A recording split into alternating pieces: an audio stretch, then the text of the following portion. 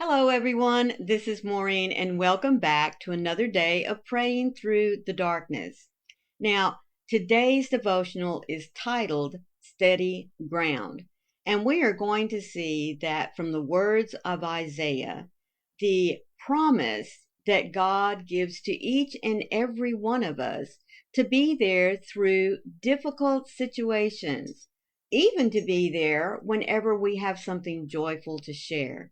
So I do hope that you'll stick around with me today because I am going to leave you at the end with some what I feel like to be very powerful words. So powerful that I'm going to challenge you to memorize this particular verse and keep it with you whenever you reach those dark times. But before we do that, let me say thank you to each and every one of you that stop by every day to be lifted up, to be reminded that you are never alone. God is right there. He is only one word away, and that word is God, Father, Abba. Whatever word it is that you use to call out to Him to signal that you need a moment with Him. Now, my devotionals for this year come from this little blue book that is put out by Broad Street Publishers. Its title is 365 Days of Prayers for Devotion and Anxiety. Now, as I've mentioned many times, folks, these devotionals are not just to lift up those of us that experience bouts of anxiety, that are struggling with depression day to day to day. These words are offered as encouragement to each and every one of us because, quite frankly, there is not a one of us that cannot sit and deny that there have not been some lows in our lives. So take a moment, share this with me as we go through our devotional today. Now, I'd like to remind you that I do have a link for you down in the description box if you wish to go and purchase your own copy. So let's get into it. Our Bible verse for today comes from Isaiah chapter 40, verse 4. Every valley shall be raised up, every mountain and hill made low. The rough ground shall become level, the rugged places a plain. Now, when I was reading this, I was thinking about the time when Jesus and his disciples were in a boat and they were traveling, I believe, across the Sea of Galilee because they were going from one shore across to the other, and a great storm came up.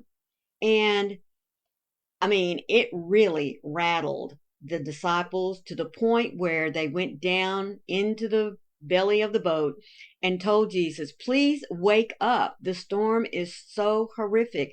We're all going to be capsized and drown. Jesus was frustrated with his disciples because he said, have you no faith? Don't you know who I am? Just believe. That was all he wanted from them. So he finally gets up and he calms the storms just with his words. And that is what we can grasp onto today. Just to call on the name of the Lord.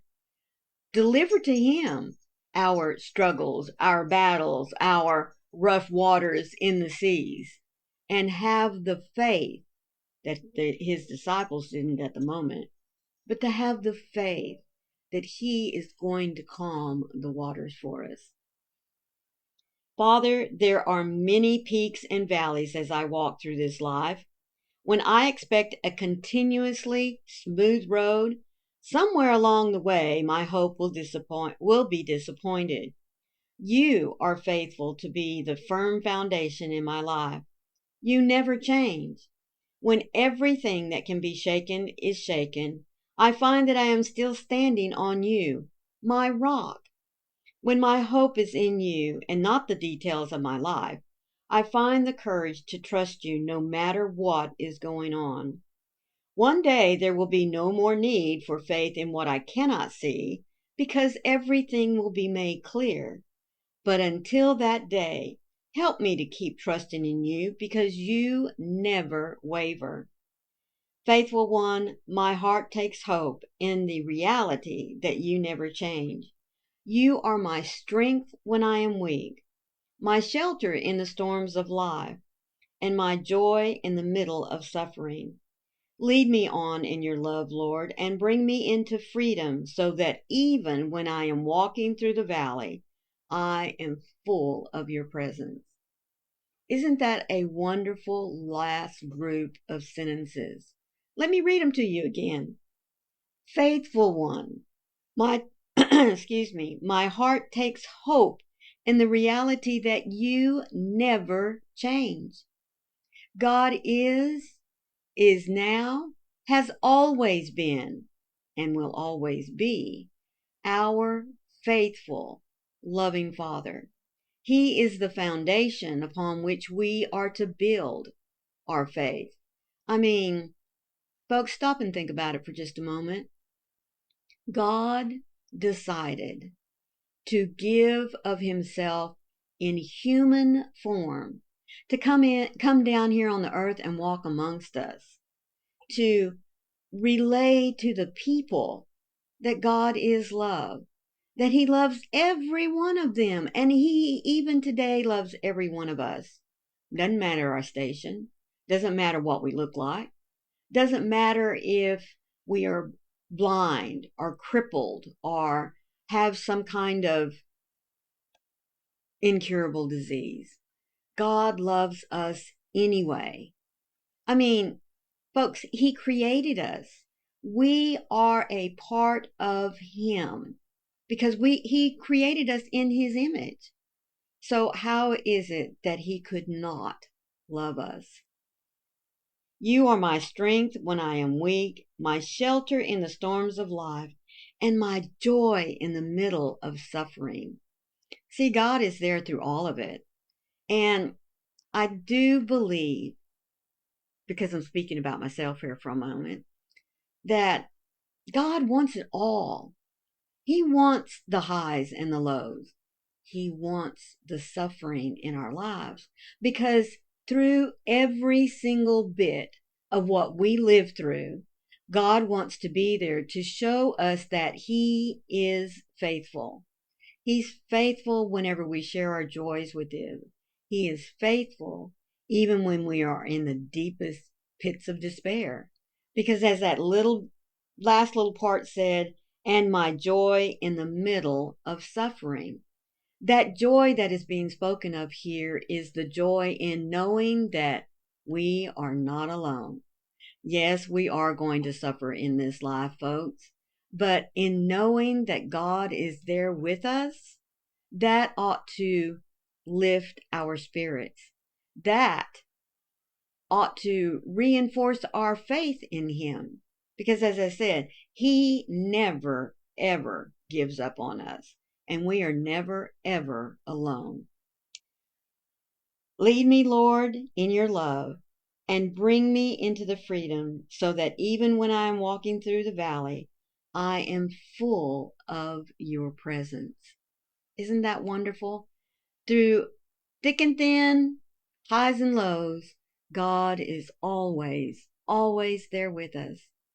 Now, one thing that I want to remind you about Isaiah is that he is one of the Old Testament prophets. In fact, I would put him as the number one prophet of the Old Testament. Now, that's my opinion. Many of you may have others that you wish to put up there, but for me, it's Isaiah because God gave him the vision to share with his people that not only had they come a long way, and yes, they still had a long way to go as a people that were chosen by God. God chose Isaiah to remind not only his people then, but all people, everyone on this earth, that we are all worthy of God's love and that there is nothing that we cannot conquer so long as we have him with us. Now, I told you about a verse that I really do hope that you take the time to memorize because, folks, it's one that reminds me every time I start finding myself slipping down into that valley. So let me share it for you right here. In Isaiah 42:16, he offers these words from God. I will lead the blind in a way that they do not know. In paths that they have not known, I will guide them.